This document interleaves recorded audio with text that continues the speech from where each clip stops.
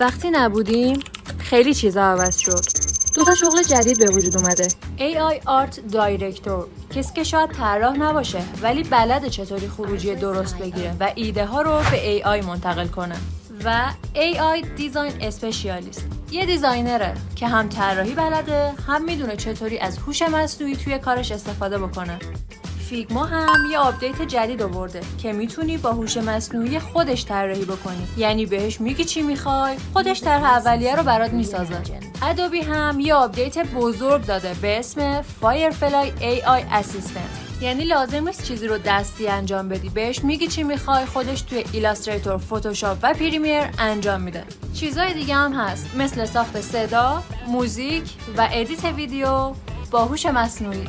الان بیشتر از 70% از طراحا از AI استفاده میکنن و پرامپت نویسی داره تبدیل به مهارت اصلی میشه. به نظرت این تغییرات برای طراحا خوبه یا خطرناکه؟